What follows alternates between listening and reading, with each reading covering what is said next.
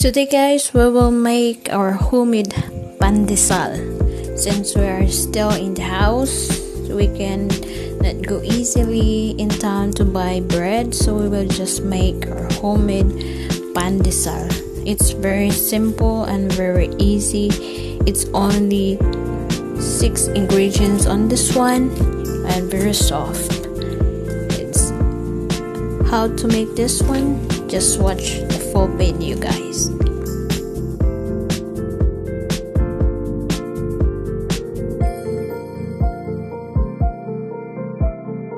To start the first procedure, this one you should wash your hands nicely, and in the bowl put a 2 cups of warm water, 5 tablespoons of active yeast, and 6 tablespoons of white sugar, and add 2 teaspoons of salt. Mix it together, guys, and we will just wait for the active yeast to be like bubble. You can set this for 5 minutes.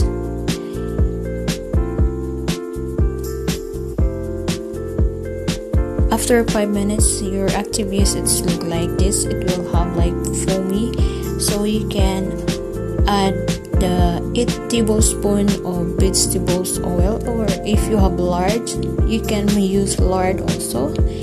And you can add your all-purpose flour, the 4.5 cup all-purpose flour, but you have to divide this in 2 parts of half. First put it in together and mix it well. And the last part is when you think that it's all mixed together, you add the last part of your flour. So I'm using this flour is class number 3. It's when you go to the store, you will see the E3, the written on the package is E3, or if you can use also all-purpose flour. So we will just mix together nicely until it will form a dough. I'm just using spatula for this time, and doing a pandesal is a little bit sticky, so don't worry if you feel like sticky. You can add another flour. This one just mix with the flour. So if your dough is look like this, we can transfer this dough in the surface and spread some all-purpose flour in the flat surface, and you can work your dough.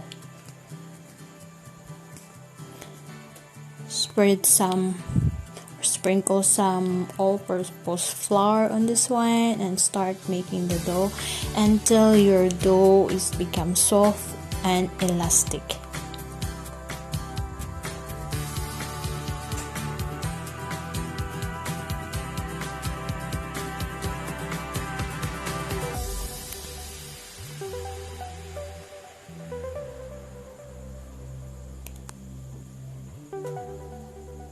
So once your dough is formed elastic and it's smooth, you can add some vegetables oil on it so that you can put this one back on the baking the bowl, and this bowl should be brushed with vegetables oil so that when your dough will rise, it will not stick on this bowl. Make sure you flip this all over so that all your dough have vegetables oil. So we will just cover this one until it double size. So we will use the very clean towel. Make sure that you use the clean towel, because when it's rise, it will stick like this. So once the dough is double size, you can remove it the towel, and you can transfer it again to the flat surface. But before this one, you should push out your dough so that the air will come out from, so that you can release the air. Just push, like push until the air will come out from the dough. Then you can transfer this to the flat surface, spray it with flour again so that it will not stick. And if you have a pizza cutter or a dough cutter, you can use it. Just make half of this dough.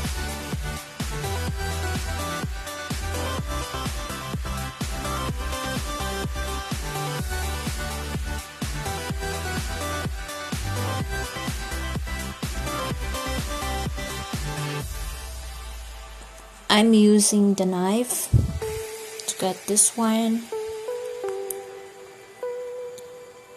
and you can divide it depend on how big you want for your pandesal.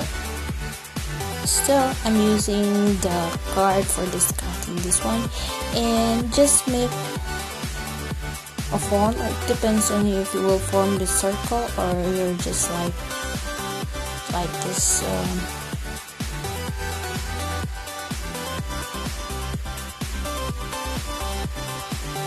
And you have to prepare some breadcrumbs on this one, and the baking pan, make sure that you brush with butter or vegetables oil on the pan so that it will not stick. And making this pandesal, you can put, if you want, you can put a filling inside. If you want cheese or either chocolate, it's up to you. So after you make the form for your pandesal, you can roll it on a breadcrumb and put it in the baking pan that you've prepared.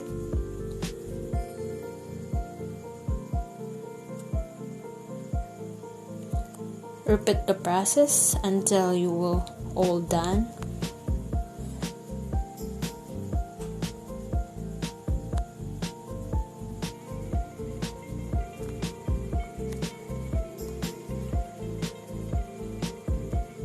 After putting all your bread on the baking pan, we will just cover this one with the towel again, and let's wait for this bread become double in size. Then you can bake it in the oven at about 160 Celsius. You can bake this for 15 to 20 minutes. It depends on the oven you're using.